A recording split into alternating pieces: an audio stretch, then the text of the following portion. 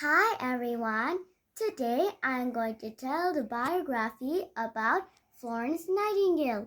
Let's start. Nightingale's dream was to become a nurse. But her parents didn't like her dream. However, Nightingale studied hard. She finally became a nurse. She was happy to help people.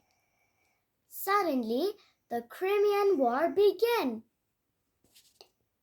Nightingale helped the hurt soldiers, but there were too many people dying. Nightingale had but one idea, but people didn't listen her idea. But no one cares with them. But Nightingale didn't stop cleaning. Soon, fewer people died. People praised Nightingale. Nightingale opened a nursing school. She wrote the books to nurses to study. She spent all the life when she became a nurse. Thank you. Have a nice day. Bye, everyone.